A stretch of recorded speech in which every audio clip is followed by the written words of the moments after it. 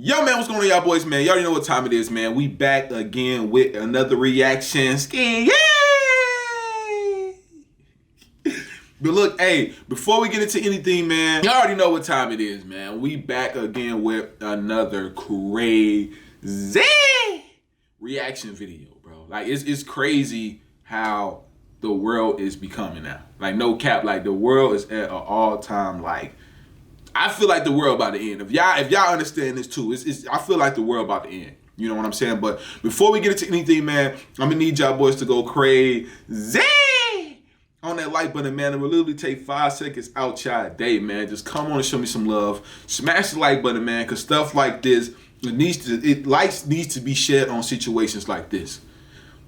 You know what I'm saying? I know y'all kind of confused, so let me read the title for y'all. Let me go to read the title. A woman had got. Like, she got, you know what I'm saying? All because she was rejecting this man. You know what I'm saying? It just shows how obsessive people can be in this world. It's the same thing with women. It's not just males. You know what I'm saying? But it's mainly males. And that's a proven fact. You know, y'all can get mad if y'all want to, that men normally kill women who reject them, or do domestic types of situations with women, or be obsessive, be stalkish to women who reject them. You know, and it's really not cool, you know. So what I love to do is do serious topics like this and really shed light on situations like this in hopes to save somebody's life, you know, because it's somebody who don't know the severities of just situations like this and how to be preventable when it's times to come, when time comes of situations, of being in a situation like this. Y'all get what I'm saying? I'm trying to get the vocabulary right. My brain ain't all there right now, but y'all understand what I'm saying. Like, if I can help somebody's life, one person could go a long way. You know what I'm saying? So what I'm gonna need y'all boys to do right now is smash this like button. Let's get this video to 50K likes. I promise y'all, if this video get to 50,000 likes, this video will hit 1 million people, and I promise y'all that it can touch up to probably 100 to 200,000 people out of the million. And that's a small percentage. And that can just shows, and that can just prevent people from losing their life. You know what I'm saying? Prevent people, or when they know when things get in these types of situations, that and what measures to take and what routes to take if things get out of hand. You know, so if y'all boys can do me a favor right now and smash the like button, go crazy right now. Literally, one like can really go a long way with everything. You know what I'm saying? Let's get this video to #1, man. Make sure as well, if y'all enjoyed this video, you smash the like button. You also subscribe to me. You know, if you want to see more videos of me and just see more reactions, go in and smash the like. Go in and subscribe. And also remember, if you subscribe, you have to turn on the notifications to get notified when your boy posts another banger. Yay! She went over to her apartment and grabbed her suitcase, but never came out. He said, "I'm the maintenance guy. I heard you're looking for me." The blanket. Oh my God, that is my blanket. Oh my God, call the police.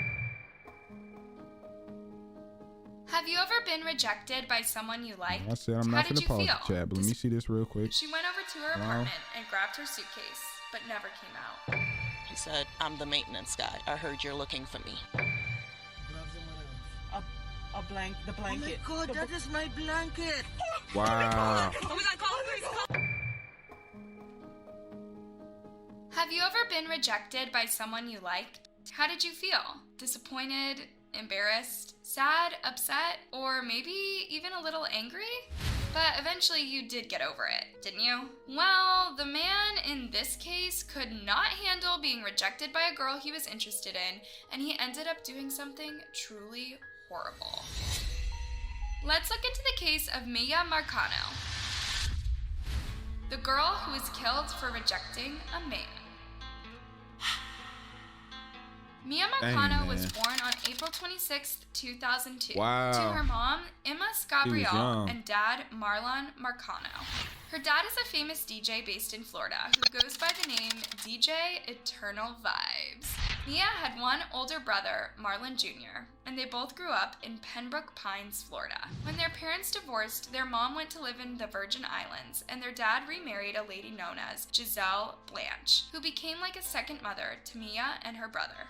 Growing up, Miya was described as a smart and confident young lady who really loved her family and was always there for them. She was beautiful and ambitious and knew exactly what she wanted in life and went for it. Her family lovingly called her Mimi and completely supported her in everything she did. They also referred to her as the family's princess. She exceeded my expectations because, you know, she's just a beautiful girl. She's very smart, knew what she wanted, was not easily influenced. What Miya wants, Miya's gonna get. Miya attended Charles Flanagan High School, where she was known as a bright student who was always there for others. She graduated in May 2020, and instead of taking a gap year, she enrolled at Valencia College in Orlando that same year. She intended to pursue an art degree and later take a course in sports medicine or physiotherapy. While still studying, Miya got a part-time job in a leasing office in Eden Villas, a student housing complex located near the University of Central Florida. And to make things easier for her, she also got an apartment there. For a while, things seemed to be going well for Miya as she was easily juggling between classes and work. But then she started having some awkward encounters with a maintenance guy who kept trying to hit on her. She turned him down several times, but the guy just kept insisting, to the point that Miya even had to tell her family about it. On Friday, September 24th, 2021, Miya left work at around 5 p.m., hoping to catch a flight to Fort Lauderdale to visit her family. She went over to her apartment and grabbed her suitcase, but never came out. Wow. Miya's family members started to get worried when she stopped responding to their texts and phone calls. It was so unlike her to go off the grid like that. They told themselves that maybe she was busy trying to catch her flight or was having issues with her phone, but then her flight landed and there was no sign of Miya. Her phone was not going through and her family knew that something was definitely wrong. At around 9:30 p.m., Miya's mom called the Orange Sheriff's Office and asked for a wellness check to be done on Miya. A deputy was dispatched a few moments later, and he went over to Miya's apartment to check on her. When he got there, he knocked on the door several times, but no one answered. Eventually, one of Miya's roommates arrived and let the officer into the apartment, and what they found was enough to convince them that something bad had happened to Miya.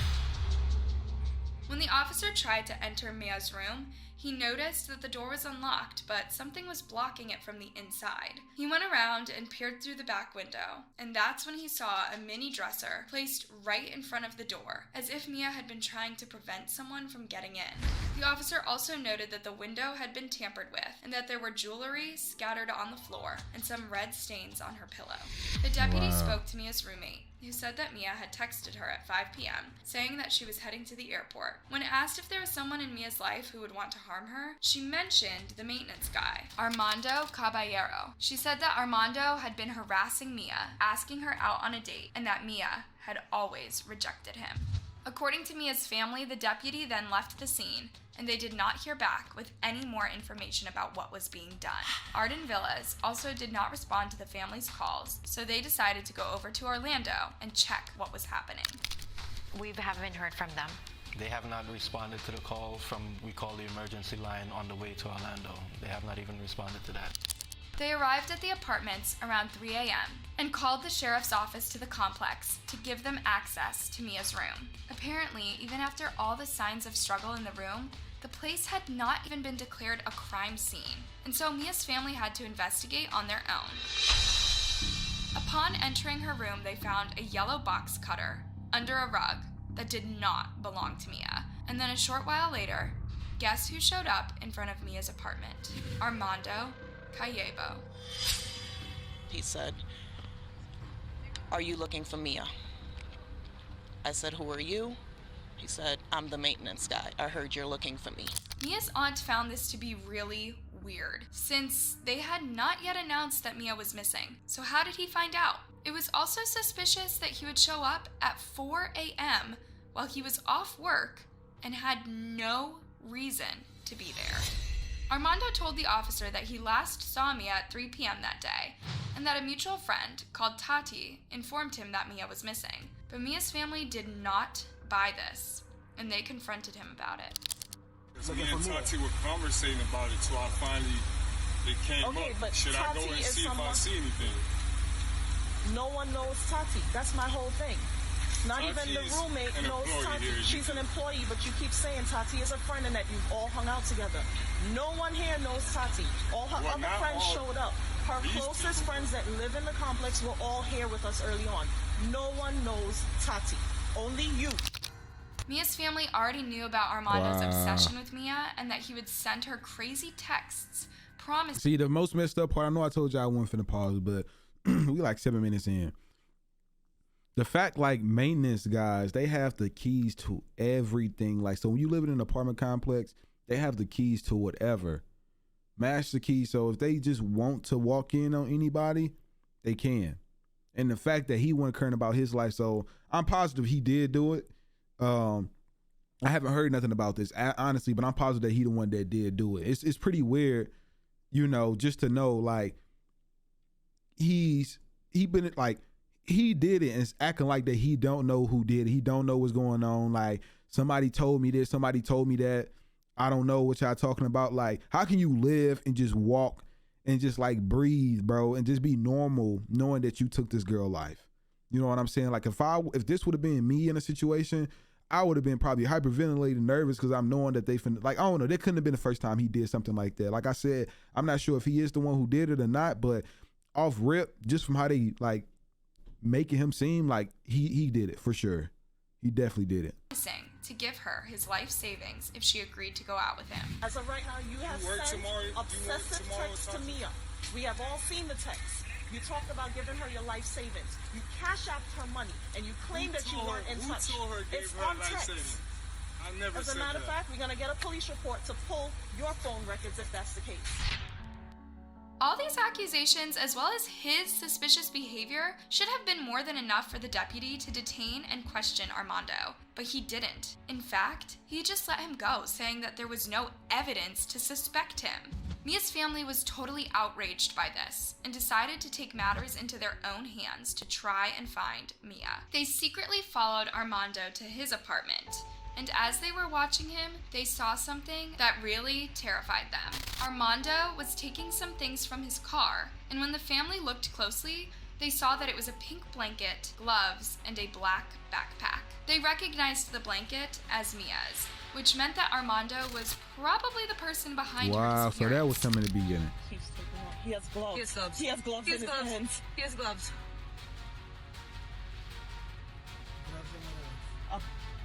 The blanket. Oh my God, that is my blanket. The family quickly called 911, and when the police arrived, they went out and confronted Armando. Since the police had no search warrant, they couldn't legally enter inside the apartment to search for Miya. Wow. That's crazy, bro. That's when the cops supposed to do their job, they don't. And when they not supposed to do their job, they do. It's always happened like this, bro. Always. When do they ever care about when do they ever care about not having a search warrant? Man, if they don't sit here and say they got one, they be pulling strings anyway. Armando did eventually let the family in, but they didn't find anything significant. So yet again, Armando was free. Wow. This was really frustrating for the family, as they had thought he would finally reveal where he was hiding Miya. And to make matters worse, Armando also vanished later that day.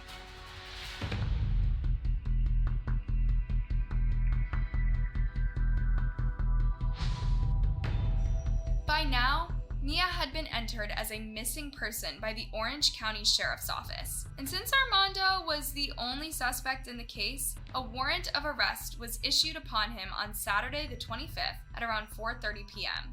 A few hours later, detectives raided and secured Armando's apartment, but it was already too late. Armando was long gone. Investigators learned that on the day of Mia's disappearance at around 2 p.m., someone had opened her apartment using an on-call maintenance key fob, which was known to be in Armando's possession. The same key was used again to open the apartment at 4:30 p.m. before Mia's shift ended 30 minutes later. Then Miya used her key to enter her apartment at 5:06 p.m. Then almost an hour later, Armando's car was seen leaving the apartment complex. At 7:16, Armando placed a fake maintenance call to the complex. Then 10 minutes later, he called the apartment office staff, asking to be let in the gate, probably trying to establish an alibi. Wow. Armando left the complex at around 7:38 p.m. With this new information, police believed that Armando was probably waiting for Miya in the apartment so that he could kidnap her. So they started digging into Armando's profile, trying to track him down. Meanwhile, Mia's family members were becoming more and more devastated and frustrated. They were spreading Mia's photos everywhere in the area and on social media, asking anyone with information about her whereabouts to come forward. Bring her home safe. Just drop her off and let us know where she is. We'll pick her up. Just bring her home. Then, on the early morning of Monday, September 27th, police received a call reporting that a man had been found hanging in the garage of another apartment complex. That man turned out to be Armando 𝐒𝐤𝐤𝐫𝐢𝐤, and he had been dead for a while. So this discovery was really devastating to the case, as he was the only one who knew where Mia was and if she was still alive. Mia's family was furious that Armando chose to take the cowardly way out instead of saying what he did to Mia. Still, her family held on to the hope that they'll still find Mia alive. They believed that Armando had kidnapped Mia and that she remained somewhere nearby. In a press conference, Mia's aunt sent a message to her, telling her that they were not going to give up hope on finding her. You know our family is strong. You know our family is big. You know we will never sleep one night until we get you home. We miss you. We know that you're strong. With Armando gone, the search for Mia quickly intensified, and dozens of people came in to help. Along with law enforcement officers, they scoured through the entire town searching rivers, lakes, and bushes for any sign of her. By September 30th, the search teams had conducted over 30 searches spanning across 3 counties, using various resources including helicopters, K-9 units, and dive teams. The Sheriff's Department had also established a central operations center in Orange County where the investigators could process all tips and leads as well as communicate with people in the field. No bit of information is too small or too insignificant. If someone, knows of something, saw something, recognizes her face, we will take that information, and you can remain anonymous too. We just want the information to try and find Mia. This case gained national attention, with Mia's family calling on the FBI to come and help in the investigation. This request was echoed by a local congressman who took to Twitter to ask the FBI to join the case. The Marcano family is right. The FBI should assist in the search for Miya Marcano. She could have been brought across state lines, so it's key to have their support in the investigation. We will make a request this morning. He later retweeted an update to say that the FBI had joined the case, saying, "The FBI has informed us that they're reaching out to our local field office regarding the Miya Marcano case today." As law enforcement officers ramped up their search efforts around the complex, Mia's family and friends held candlelit vigils to pray for her safe return. Investigators tried retracing Armando's footsteps on the day Mia disappeared and found that he had visited a place called Timber Scan. This is a rough neighborhood in Orlando that's known for all manners of crimes, including gun violence, murders, and narcotics. A lot of people had moved out due to the insecurity, and the area had become a ghost town with abandoned buildings and some that seemed like they're about to collapse. So what was Armando doing there? Investigators found that Armando had lived in this area at some point in his life and therefore knew the ins and outs of the place. Cell phone records showed us that 𝐒𝐤𝐤𝐫𝐢𝐤 was in or near the Timber Scan apartments on Friday evening between 8 and 9 o'clock. You know what's crazy? I didn't even know that they can do that. So I'm guessing if the FBI get involved into cases, then it's possible for them to pull up phone records or I guess they can tap like the phone towers and see exactly pinpoint where you was at by like an IP. But that's crazy. No, I wasn't sleeping. Oh, I was just looking at my phone. But that's crazy to know, like, basically, like, I don't know how people be getting away with murder now. It's just so much technology and like things just to give your location away. Like, you know what I'm saying? To like pinpoint exactly where you was at the time. You know what I'm saying? Like, I don't know how they got away with. I don't know how it's taking this long. You know, and for the FBI to get in touch with it and now they like really getting on it just shows like our local departments really don't know what they doing, man. They need better training. That's the evening that she was reported missing. A search team was sent to the area, and on October 2nd, 2021, they found Mia's body hidden in a wooded area near Timber Scan. Her hands and feet were bound with duct tape, and she had duct tape covering her mouth. Her purse was also found nearby, containing the shirt she was last seen wearing. She was partially dressed in only her jeans, bra, and robe. There was no evidence of trauma, and due to the level of decomposition, the medical examiner could not determine how she really died. They discovered a body we believe to be that of Miya Marcano. About an hour ago, detectives notified Mia's parents of our tragic news. Our hearts are broken. This was not the outcome that Mia's loved ones had hoped for, and they were totally crushed by the news. An emotional vigil was held in Mia's honor as hundreds of people came to mourn and offer their support to the family. I feel defeated. I feel like I failed my cousin, and I don't know how we're gonna get through this. I miss my baby. And I wish she had come home today. Mia's family felt that the management of Eden Villas was partially to blame for what happened to Mia, saying that they did not do enough to protect Mia. They've since filed a wrongful death lawsuit against the complex. Just to have unfettered access to someone's apartment is irresponsible and is definitely not in the best interest of the tenants. Had he not had the access to Mia's apartment, that this could have been easily preventable. That's facts, man. Like, they need to have, and like my apartment complex, they have like the double lock feature. You know what I'm saying? But I still think that it's possible for them to unlock your door from a double lock feature. But that's facts though. Like, they should not be able to unlock your door or even get access to like your belongings without being able to like without y'all know what I'm saying, like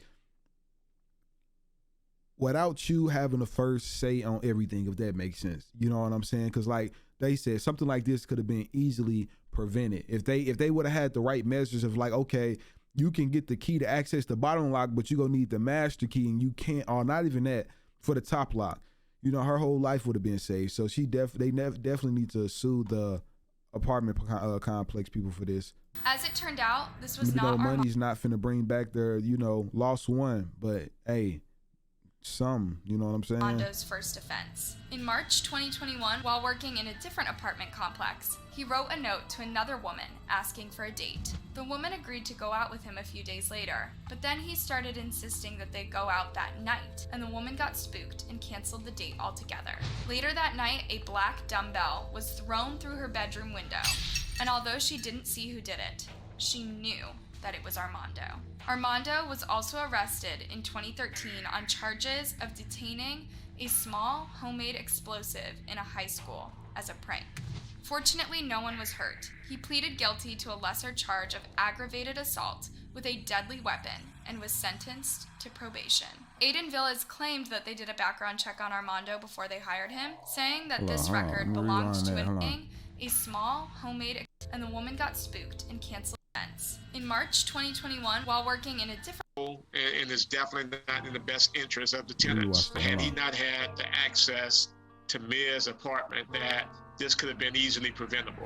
As it turned out, this was not Armando's first offense. In March 2021, while working in a different apartment complex, he wrote a note to another woman asking for a date. The woman agreed to go out with him a few days later, but then he started insisting that they go out that night, and the woman got spooked and canceled the date altogether.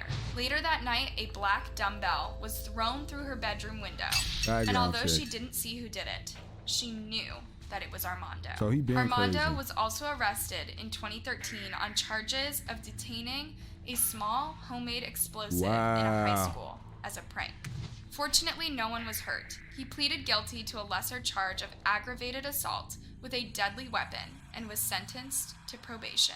Eden Villas claimed that they did a background check on Armando before they hired him, saying that this record belonged to another person with a similar name. But what are the chances that two people could have the same first, middle, and last name, and also share the same date of birth? What do you think about this case? Should the complex be held responsible for Mia's death?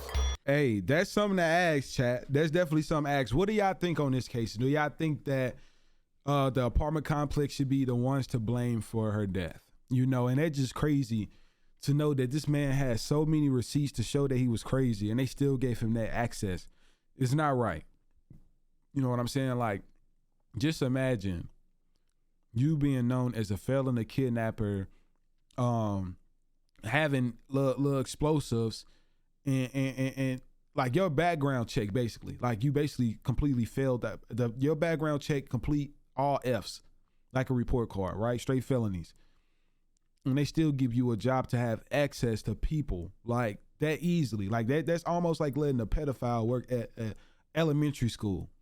You know what I'm saying? You just giving them free reign to really put themselves and put other people's lives in jeopardy. You know, but y'all let me know in this situation. I mean, honestly, I had a reasonable suspicion just from the jump of how he was acting when they recorded him that was the guy who actually did it. You know, and to find out that was him and he took the coward way out and didn't even tell them where the body was. He just took his own life. Was like, all right, they go find it. You know, it's pretty wild. But personally, I do feel like that the apartment complex staff is the ones to blame for this, because it honestly could have been prevented with just less access and background check, you know, just to tenants.